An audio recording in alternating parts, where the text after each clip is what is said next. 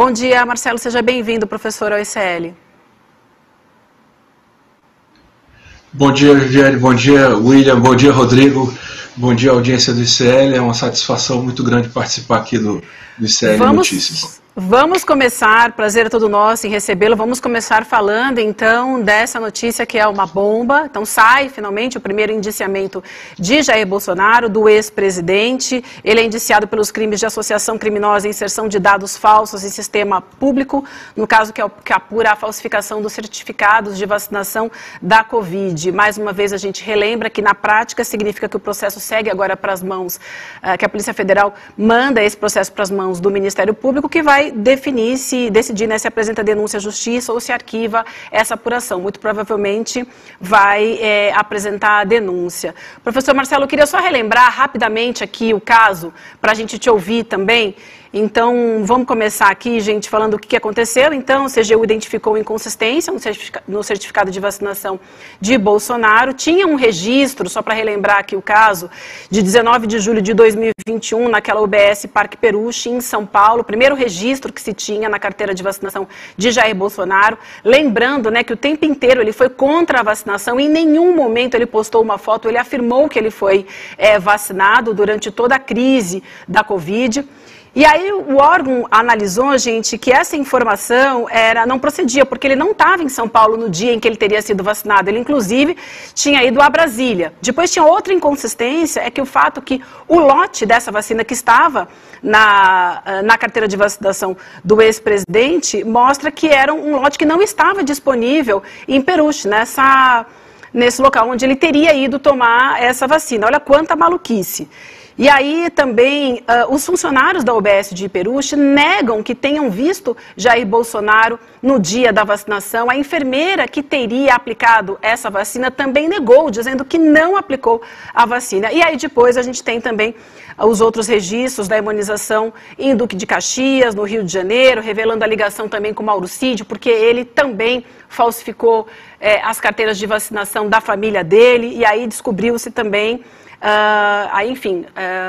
foi deflagrada pela Polícia Federal a Operação Venire, né, e aí descobriu-se também que o Mauro Cid estava envolvido e outros agentes federais e municipais no esquema. Só para a gente ter todo o panorama aqui e agora esse desdobramento, professor, queria te ouvir. Então, o que deve acontecer com Bolsonaro e companhia a partir de agora? Viviane, bom, ele será denunciado pelo Ministério Público Federal. Não há possibilidade de não ser. A falsificação de documento público é um crime tipificado no Código Penal. O que a gente precisa saber, e seria muito lógico que ele fosse, porque, afinal de contas, por que o Mauro Cid faria toda essa artimanha que você comentou aí, em nome dele, se na verdade o beneficiado seria o Bolsonaro? Agora, é importante colocar, Viviane, que esse crime foi apenas um dos crimes praticados pelo Bolsonaro durante o processo de CPI da Covid. Nós estamos falando do primeiro, que é a falsificação do certificado de vacina. Mas, se você for observar os indiciamentos da CPI da Covid, ele foi indiciado por prevaricação, ele foi indiciado por epidemia com resultado de morte, ele foi indiciado por... Bom, enfim, foram vários, charlatanismo, infração de medida sanitária preventiva, crime de responsabilidade, todos aqueles suscetíveis de impeachment. Ele foi indiciado nos crimes também que são previstos no Tribunal Penal Internacional, crimes contra a humanidade, que é extermínio, perseguição e atos desumanos. Então, emprego irregular de verba pública. Então, tem muita coisa aí da Covid para o Bolsonaro responder. Eu mesmo escrevi um livro, fiz essa denúncia em nível de pós-doutorado na Universidade de Salamanca. Fico feliz de saber que terminou essa investigação e que agora o processo vai para o Ministério Público para se caminhar a denúncia. Deixa eu trazer mais umas informações, é um prazer a gente receber você aqui, Marcelo. Rodrigo, Vivian e você que está assistindo o programa com a gente. Esse caso especificamente de Duque de Caxias também envolve o Mauro Cid, que foi indiciado, o Max Guilherme, que é um outro ajudante de ordens do Bolsonaro, e o Gutenberg Farias, que é o deputado federal do MDB do Rio de Janeiro. Envolve também o secretário de Saúde, o então secretário de Saúde de Duque de Caxias, que teria inserido os dados falsos no sistema. Eles inseriram dados falsos do Jair, da filha do Jair, da Laura Bolsonaro, e também dos dois assessores e do deputado. E aí, no dia 27 de dezembro, eles teriam apagado os dados do sistema. Quem inseriu foi o secretário de Saúde e quem apagou os dados foi uma outra funcionária. Esse secretário de Saúde, inclusive, que não foi indiciado nesse caso, não sabemos porquê, a gente não teve acesso ao processo, Rodrigo, ele inseriu mais de 60 dados que aparentemente são dados suspeitos nesse mesmo período. Então, por isso que se configura, Rodrigo, uma organização criminosa para poder falsificar o sistema público de saúde. Era isso que eu ia perguntar para o Marcelo Show. Um prazer ter a presença do Marcelo aqui com a gente ao vivo, jurista, enfim, super presente aí nos debates. Desde a época difícil da pandemia, foi daqueles que se levantaram para denunciar o que o Bolsonaro fez e o que ele não fez também como presidente. Mas aqui nós estamos falando de falsificação. O William até dizia na abertura do programa, Marcelo, que é um crime com uma pena menor. Falsificação, nesse caso grave, porque é um presidente da República, mas quando você vai lá para o código, não é um crime com uma pena tão alta. Mas tem também organização criminosa associada à falsificação. Você imagina que desse caso pode vir uma pena, a gente não viu, a Polícia Federal, se ela indiciou, se ela apontou exatamente com que detalhamento os crimes do Bolsonaro, mas pode chegar a uma condenação que ensejaria uma pena de prisão em regime fechado, ou isso fica para os outros casos que ainda estão adiante, e aí pedir para você analisar isso, a questão penal propriamente dita. Olha, a associação criminosa, ela tem uma pena de reclusão de 5 a 10 anos, então acima de 8 já é possível. Mas a gente está falando apenas de um crime. O que virá para o Bolsonaro será uma sucessão de outros que ele já está sendo investigado, outros inclusive mais graves, porque eu considero esse da falsificação do próprio documento de vacina talvez o mais leve do que ele cometeu na pandemia,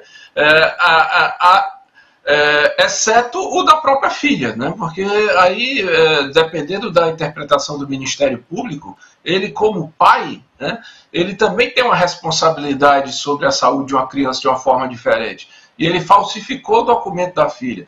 Quer dizer, é um grupo de pessoas, como disse o William De Luca, de forma organizada, sistematizada, para já saber fazer esse trabalho de fraude, que certamente se serviu para um, serviu para vários.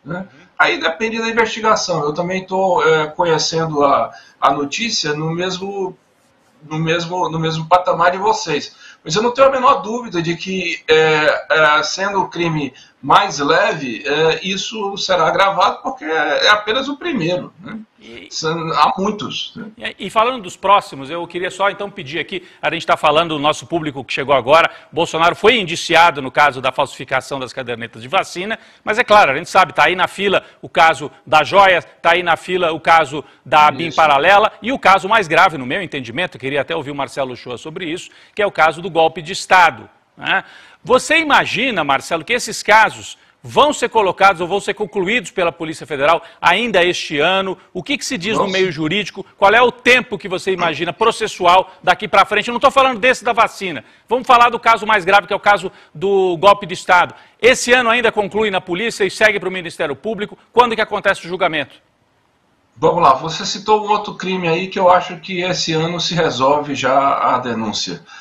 A história das joias. As joias, ela gera peculato e gera também uma lavagem de dinheiro. Quer dizer, os dois crimes com foram no STF. Esses dois, a lavagem de dinheiro também tem uma pena maior do que 8 anos, quer dizer, já dá reclusão. Então, o Bolsonaro terá muita dificuldade de se defender, porque os fatos são concretos. São concretos, tem foto, tem tentativa de encontrar as peças lá fora, o advogado viajou, tentou comprar de volta, quer dizer, toda uma confusão, quer dizer, todo um artifício para dizer que essa joia primeiro era dele, depois não era, foi emprestada, enfim, essa confusão toda. Com relação ao golpe, que esse sim é um crime mais grave, você tem razão, porque afinal de contas punha abaixo a democracia, não há a menor possibilidade do Bolsonaro escapar da prisão. A dúvida é só saber quando, se já será preventivamente ou se será após o trânsito em julgado da sentença. Porque ele vai ser indiciado por dois tipificados, pelo menos 2 artigos do Código Penal. Tentativa de abolição do Estado Democrático de Direito e restrição ao exercício dos poderes e também uma tentativa de depor um governo legitimamente eleito. Não há possibilidade, Rodrigo, dele não ser condenado por esses crimes, porque nesse momento da investigação já há indícios claros da materialidade do crime. Veja só, há fatos concretos. O 8 de janeiro foi um fato concreto. Os 2 atentados terroristas, aquele da tentativa de invasão da Polícia Federal e aquele do sujeito que colocou uma bomba dentro de um caminhão-bomba, dentro do aeroporto, que era outra bomba, é outro fato concreto. Tudo saindo de frente daquele acampamento do quartel. Enquanto isso, o Bolsonaro o que fazia? Nada para desestimular que esses eventos acontecessem. Muito pelo contrário.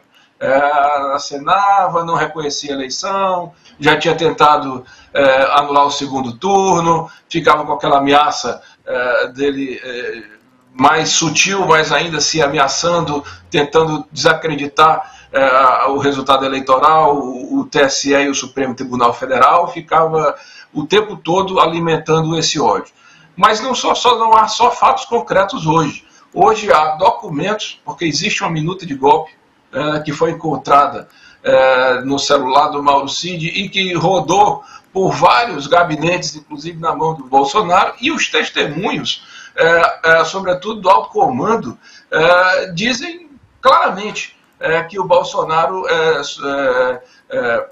pensou ou sugeriu a decretação de um estado de defesa, ou de um estado de sítio, ou de um GLO, que a turma do Bolsonaro diz, mas isso é legítimo porque isso está na Constituição. É verdade, são 2 instrumentos que estão na Constituição, entretanto, nenhum deles, estado de sítio e defesa, e muito menos a GLO, são instrumentos pensados para serem acionados quando há um inconformismo com o resultado eleitoral de uma eleição legítima. Então, haverá sim esse indiciamento, é por isso que eu acho por isso que eu disse que já cabe prisão preventiva, porque há indícios de materialidade. E outra coisa, o Bolsonaro não fica calado. Ele esteve na Avenida Paulista, no trio elétrico, inclusive em momentos, como é que se diz, sucedendo pessoas com quem ele não podia sequer ter contato. O Malafaia falando por ele. Quer dizer, na verdade ele fica instigando a sociedade a acreditar que, de fato, o 8 de janeiro foi uma coisa sem má vontade, que aquela quebradeira não deu em nada, está pedindo até anistia. Então, assim, tem que prender, assim, na minha lógica, e olha que eu sou contra a prisão.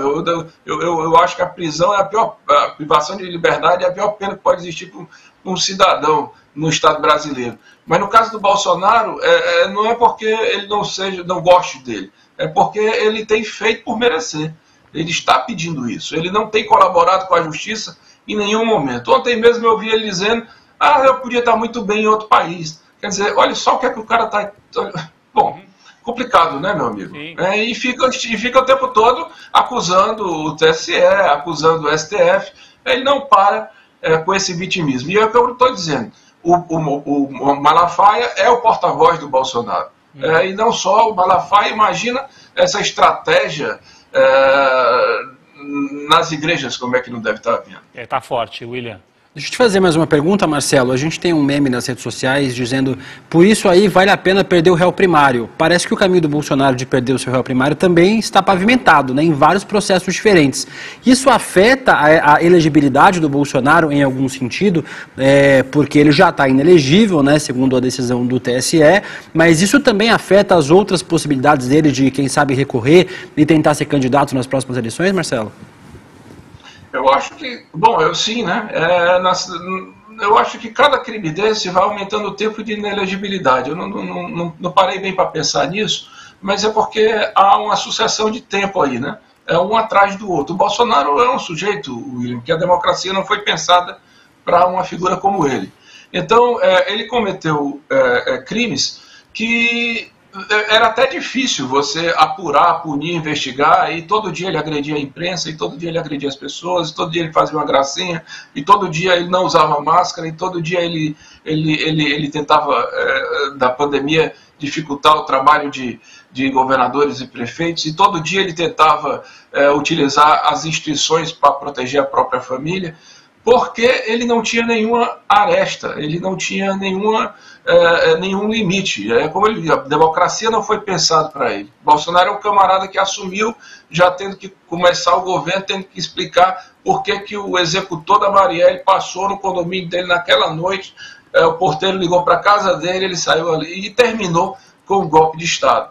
Então, assim, são muitos crimes, o catálogo é grande e, sem dúvida, isso implicará na inelegibilidade dele para alguns anos. Agora, é bom que não fique só nele, porque, de fato, quanto mais demora, ele vem mostrando força política. A extrema-direita, eu não sei se você deve sofrer isso muito presentemente, mas a Viviane e o Rodrigo, mas eu também, é inacreditável a quantidade de mensagens nas redes sociais que tem aumentado nos últimos dias. Eu tenho percebido isso claramente. Eles estão muito organizados nas redes, tentando passar essa retórica de que o Bolsonaro é um grande perseguido hoje do mundo, quando na verdade não é.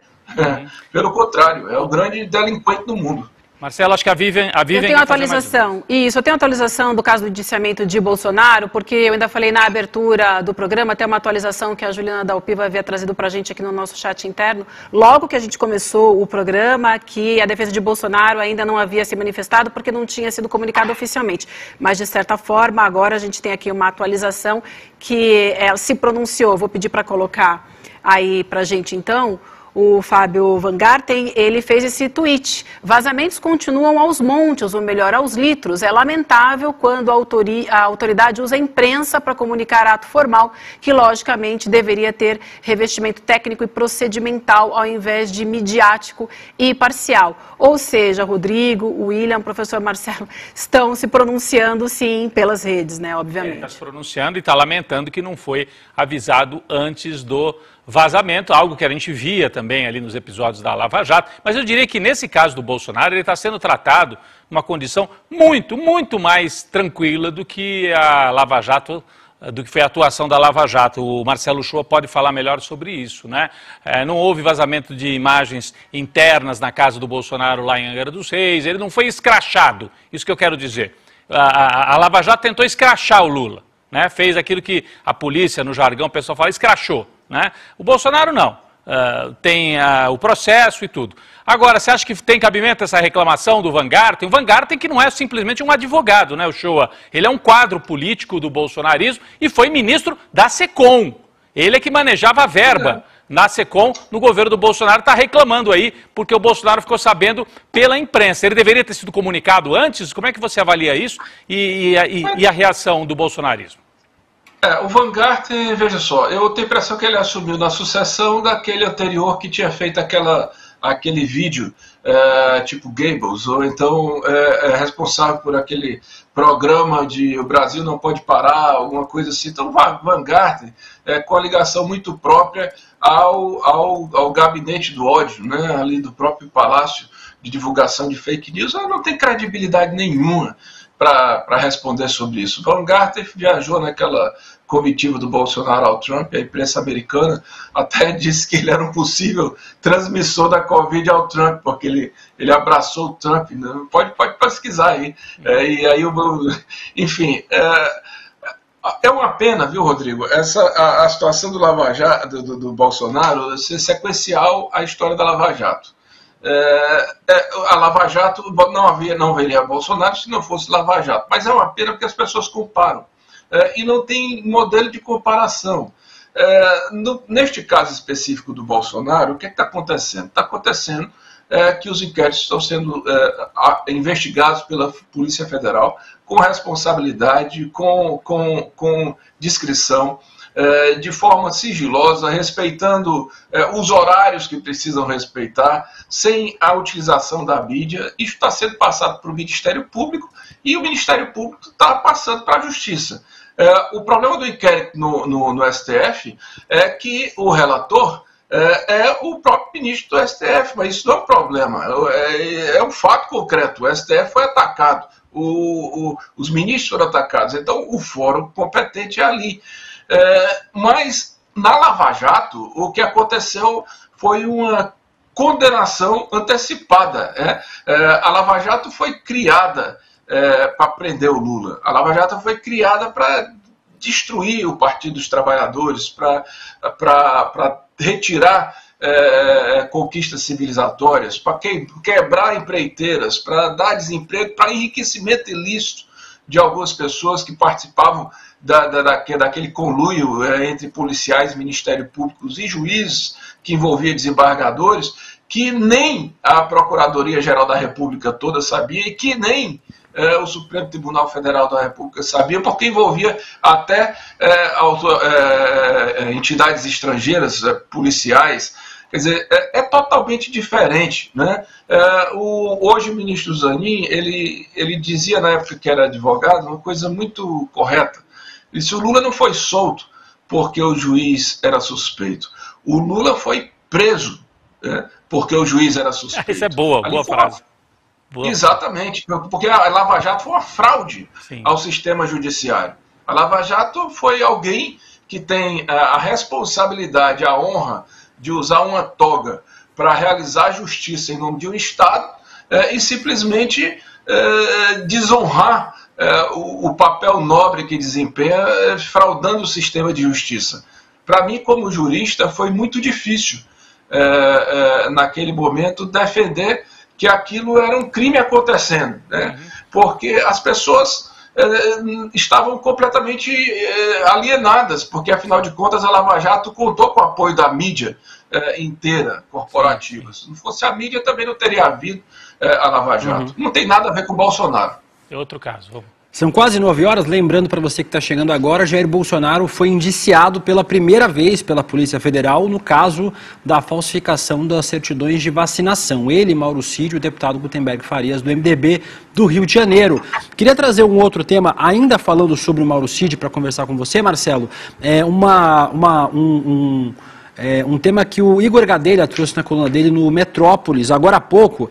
Ele disse que o acordo do Mauro Cid com a Polícia Federal prevê pena máxima de 2 anos de prisão. E por quê?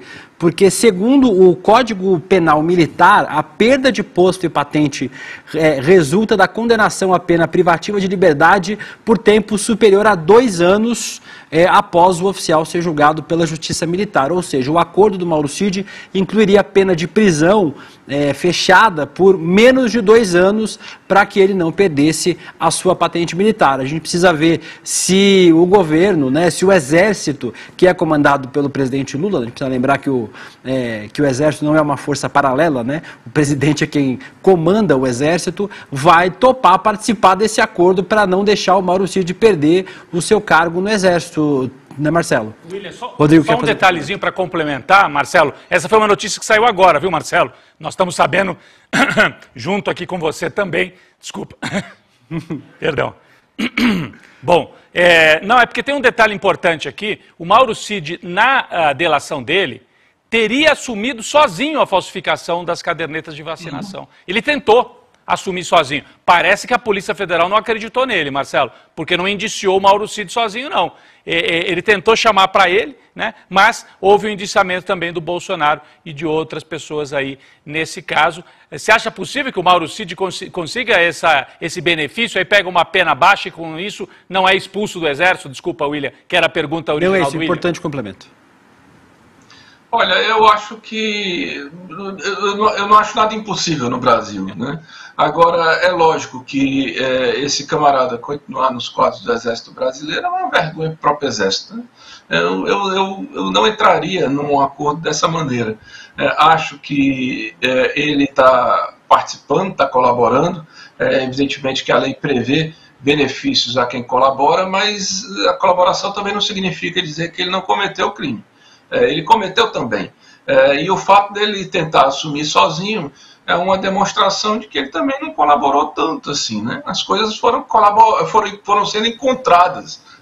Não foi só porque ele falou, porque estava no celular dele, estava na casa dele, estava no computador dele, estava a imagem com o pai dele, tem um monte de coisas aí por trás, né? E o indiciamento do Bolsonaro, Rodrigo, faz todo sentido, né? Porque afinal de contas, por que esse camarada que está aí na tela iria correr todo esse risco, jogar a carreira dele em risco, uma carreira que vem de linhagem familiar, em nome próprio? Falsificar a carteira do Bolsonaro, mas por que isso? Que tipo de trouxa, o bobo, pode acreditar numa balela dessa?